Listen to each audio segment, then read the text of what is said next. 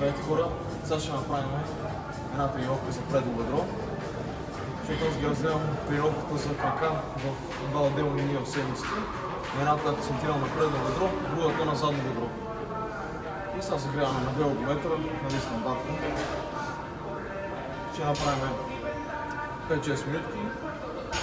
После отиваме малко да разтегнем краката. И разтягаме и преди и след тренировка за крака. Преди, защото може да разтегнем хубаво влакната, да напомпаме кръвта, да влезе повече кръв в предното бедро. И така. Така мисля да направя да правим някакви клипчета. Тренировка за цяло тяло, други тренировки да покажа какво правя през седмицата. Тренировка за цяло тяло, гърди, ръце, крака, всяка мускулна група. И ще ги разделяме. Всеки ден различна мускулна група, защото ако правим, примерно, понеделник гърди и вторник гърди, втория ден няма да е толкова ефикасен.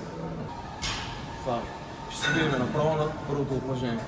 Първо ще разтегнем задните бедра, предното също, защото участват всичките мускули. Малко адукторите, леко много ще ни трябва. Сайдове крак. Тук не броим повторения, тук максимално разтягаме горе. Да разтегнем хубаво бедрата предните, да може да влезе повече кръв за по-голямо напомпване.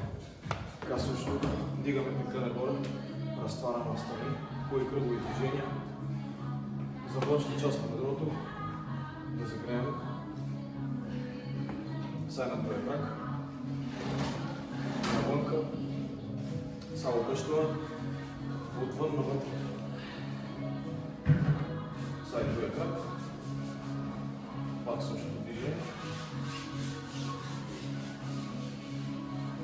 И е така по 2-3 минутки редуваме краката, после отиваме направо на български клек. Започваме с български клек. Ще направим по 12-15 повторения, който да вкараме кръв в мускула и така.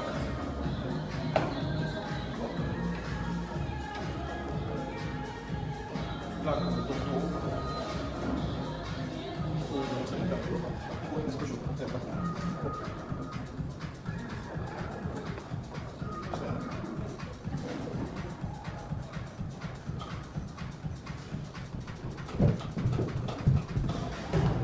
Ще направим по 3 серии и след това преминаваме към нормалното, стандартно клек с лост. Започваме най-после. Правим една загряваща серия, само с лоста.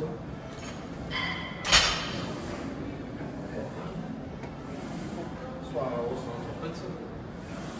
Представяме краката леко навън.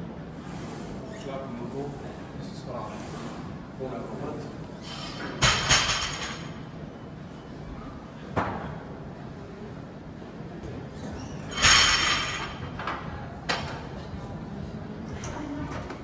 Клякаме, гледаме с таза надолу, гъза не го махаме, не го дърпаме назад. Изправили сме кръста и си изправяме с гърба нагоре. Да не става и това с задника, да си изправяме така назад. Почваме втората серия. Сложил съм по 10 кг на страна, стават 40 кг. Правим работваща серия. Пак същия принцип. Това няма значение. Широко, дясно, както ни е удобно. Хубав клек удобно, да се справяме.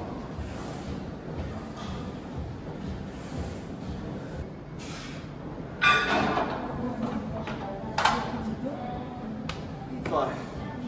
Приключихме. Учиме малко, минута и половина.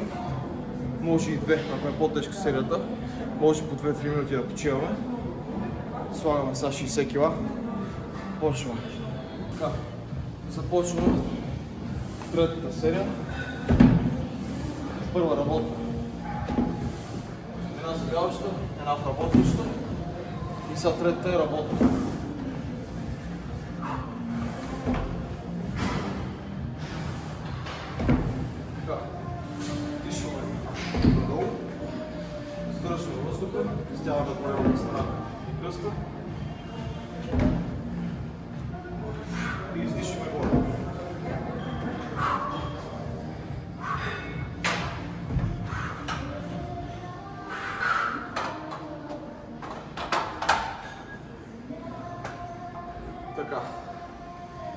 Почиваме пак минута и половина-две. Почваме четвърта серия общо. Така. Започваме следващата серия. Както може да видите, 20 на страна, петичка, 70 кг. За някакво въобще не е нищо. За мен са килограми. И може да видите, че щипки не слагам. Предпазни мерки не взимам аз. Така е в живота, ако ме разбирате.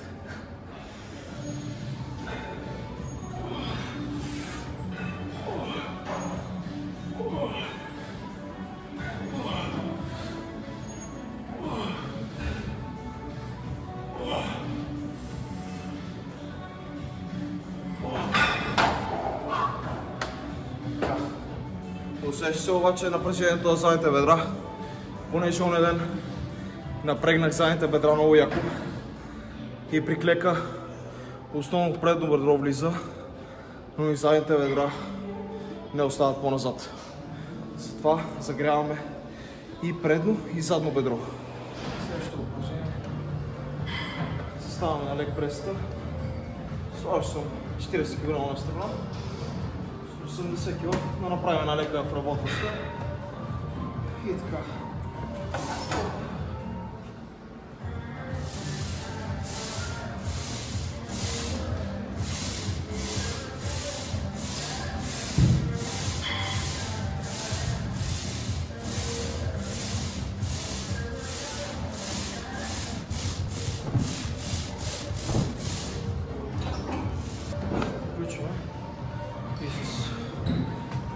Първата серия.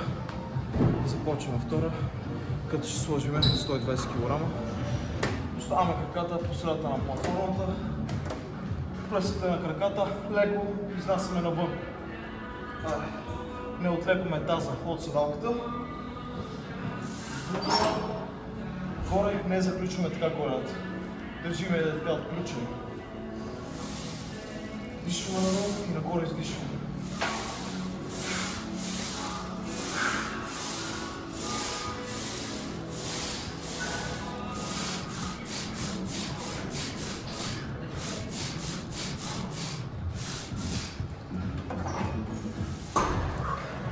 Също друго хора, като правите крака, когато си седите на макс, било то второ, трето, четвърто, пето упражнение, зависимост кое се в кое, вие в тренировъчния сплит и ако правите дълбоко разтягане на мускула, независимо боли с клек, напади, лег преса, клек най-вече, при клека лично при мене съвсем леко им причернява от тежки клекове, дълбоки хубави напади и хакен клек също. И цялата кръв ви изтича долу-ниско в краката, в стъпалата, следователно в мозъка няма толкова кръвосяване. И затова може да ви причернее леко. Това говорим ако дигате големи килограми. С 10-20 кг, няма такова нещо. Аре, сега слагаме още над 20 и стават 160. Като тук има няколко варианта да сложим краката високо на платформата, ниско по средата, насякъде. Зависи коя част на бедрото искаме да акцентираме.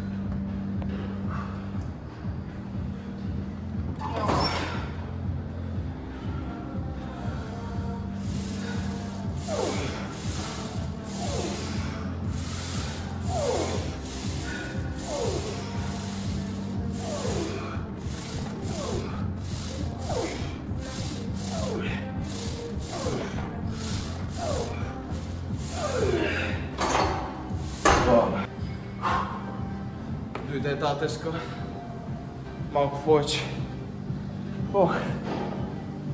После дали ще се прибереме, не е сигурно. Ако да приключваме с лег преста. Да приключите на някое упражнение, на някоя машина с свободни тежести, както е лег преста. Хубаво е да си разтоварваме, защото следващия няма да му е много приятно да види 100-150-200 кг на дадена машина. Ще трябва да ги разтоварва той. Затова, каквото си слагате по машината, махате си тежестите, да улеснявате човека след вас и така. Така хора, тренировката за крака си разделям 2 дни в седмицата, защото ако трябва да направим цялата тренировка само за крака, 2 часа и половина не мърдат, защото трябва да починем повече между сериите, правим повече повторения за по-голям обем и растеж. С 6-8 повторения за крака много трудно ще изградите някаква мускулатура. За предно бедро, какво да ви кажа, някой път експериментирам и правя по 3 упражнения само за предно, другия ден само за задно, правя по 2-3 тежки серии. И приключвам с прасеца, като правя задно бедро, като правя предно, включвам и аддукторите, някой път като правя предно включвам прасец, друг път задните бедра, включвам аддукторите, глутеуса също. И така, глутеуса не е за подценяване, много хора си мислят, че не трябва да го правят или като го правят, нали ще заприличат като момиче, не е така. Като се здравявате аддукторите на краката, вие си заздравявате цялата мускулатура и много по-хубав вид има на краката. Иначе тренирате само предно бедро и задно бедро и като сте по Бански на плажа, нали, и ви си задник. И случайно ако не ви се виждат стриите, ако има такива. И е грозно просто страни. Затова правете и глутеус, аддуктори, абсолютно цялата част на краката. Сега ще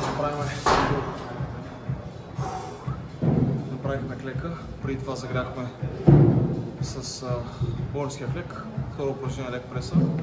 Сега ще направим напад на място. Степър.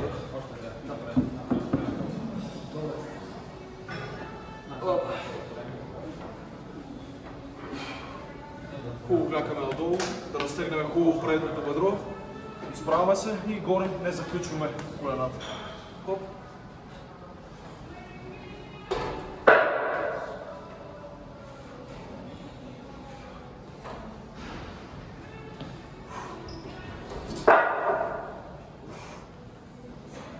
Къси. Хоп. Тук повторенията варират между 12 и 15 повторения. Правиме го 3 серии. Може и 4 да се добавим.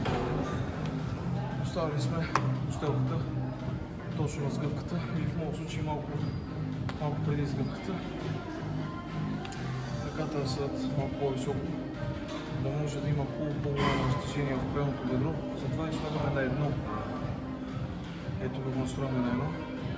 Максимално да разтегнем предните бедра. И от тук таза е на седалката. Не отлепваме таза нагоре. Не правим така. Изправяме пръста и хубаво сгъваме на предната ръката. Пускаме долу. Хоп. И изпълваме горе. Сгъваме хубаво. Ето само стелката е точно на сгъвката на колената.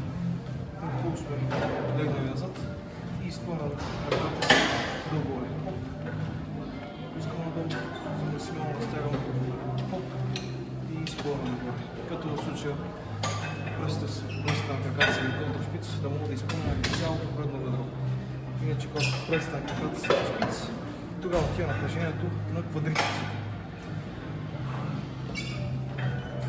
Правим така, диапазон на повторение 12 пак 15. И така хора, приключихме предните бедра. Бих казал доста стабилно. Даже на един-два момента леко ми причернява, ама това е нормално. Няма как да не се изнасилвате. Ако не ви причерне, не сте правили истинска тренировка. Това е. И сега приключваме с прасеца. Ще натовариме и вътрешната и външната част. Пръстите на краката може да видите леко сами навън за вътрешната част. хубаво додолу и догоре. Стягаме. Горна позиция, леко може да стегнем. Да направим лека пауза. Бързи и бавно да подготвим хубаво пътците. И сега пръстите на краката сами навън, сами навътре за външната част.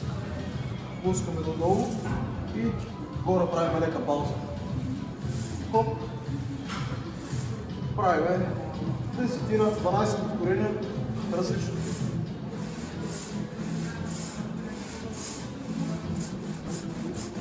Сега без лечко. Затваряме. Правим лека пауза. Слагаме сега по една десятка, леко да стречнем мускула. И така ще направим само едно упражнение за пръстец. Лично за мен е напълно достатъчно, като направим 4 серии. Може и супер серия да направим. Вътрешна външна част на пръстеца е напълно достатъчно. Тия, които казвам по 3 упражнения за пръстец, вече е безмислено. Пръстец е по-малък мускул, трябва да по-много повторения. Вече като искаме да качваме килограми. Ако искаме да задържим само, дигаме повторенията, намаляме тежестта. Общо взето така пръсти. Пръстите някои хора казват, че е ген, но някъде съм съгласен, нали? Ген си, но ако го тренираш, няма начин да не порасне. Вече един път, два пъти седмично напълно е адекватно да го тренирате пръстеца. Повече от това на седмица няма смисъл. Ако не го тренираш, съответно ще остане същия. Вече като увеличаваме килограмите, повторенията, самия обем на упражнения, абсолютно всяка мускулна група ще ги порасне. Няма значение по какъв начин го правите. Преминаваме втората серия.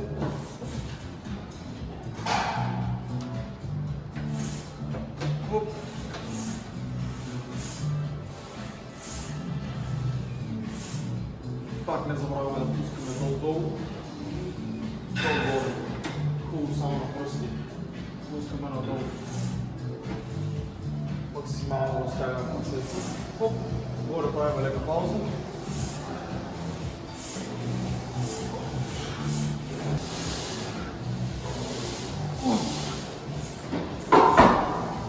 Започваме третата серия, като съм сложил 20 на страна. Ще го направим 40 кг. Пак същия вариант. Така. Правим пак супер серия за вътрешната глава на пръстеца и за външната глава. Това е най-доброто в една серия да направим. Достатъчно 3 серии, няколко пъти 4. Но напълно достатъчно са 3 серии лично за мен. Приключваме тренировката и така. За голям обем използваме повече повторения при краката. В случая при пръстеца сега ще направим грубо 6-8 повторения на едната страна, 6-8 повторения на другата. Съвсем достатъчно. Пак искам да долу.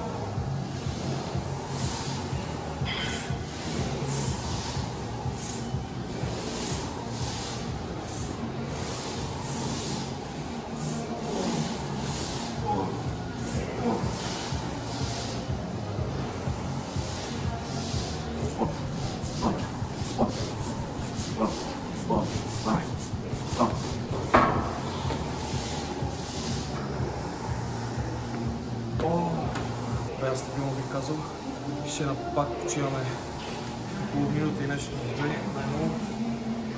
Правим и после ще направим още една серия, пак с този диапазон. Няма да слагам повече време на това, пак така 20 кг на страна, съвсем достатъчно и отиваме да загряваме, да разтягаме. Сега това, което аз правя в тренировките, си е лично мой вариант. Вие както искате можете да си го правите. Аз само казвам какво е правилно. В случая, аз като си правя мои тренировки, бих казал, че не е много разумно от моя страна, но така ме кефи, това е моят стил Дигам си, бутвам си тежко, натоварвам се. Нали, естествено не е до отказ. Всеки път оставам повечето пъти 1-2 в резерв. Независимо коя мускулна група натоварвам. Поне 1-2 в резерв трябва да оставаме. Тогава е максималното напомпване. Тогава усещате как сте натоварили достатъчно добре мускулната група. В случая прасеца бих казал, че имам пак така 1-2 в резерв. И още на тази серия усетих как вече ме болят пръстите, натовари ги бая стабилно. Иначе, хубаво е да направим тук две загряващи серии. Две загряващи серии. Дали хубаво да загряваме, защото ако веднага сложим 20 на страна, както в случая, много бързо ще ви заболят пръстите, ще се напомпите и няма може да направите следователно същия обем на повторения вече на 3-4 серия. Затова една или две загряващи в работваща и работна. Да загряваме мускула, после го натоварваме яко и така. Това е цялата работа. Започваме хубаво на постъпката. Започвам последния начин. Изхвърляме един кръг назад. След това в моят случай десния кръг. Хубаво от вътрешната страна минава на тялото. Максимално нагоре. Тягаме, изправяме се и изхвърляме един кръг. И седим в това положение. 2-3 минутки на страна. После обръщаме с другия кръг. Също нещо правим. Като може и така да седим отгоре, като сме поправили ръцете с лактите. Седим, почиваме малко. Може и така да седнем с таза. Хубаво да усукаме тялото по едната страна. Лягаме ниско-долу. Тук разтягаме вътрешната част на бедрото. Задния крак съвсем леко го разтяга. Разтягаме и външната част на предните бедра. И така в едната страна. След това връщаме, съответно с левия крак правим абсолютно същото нещо. Опираме се на лакти. Така, ето, предното бедро е изпълнено максимално. Седим така 2-3 минути.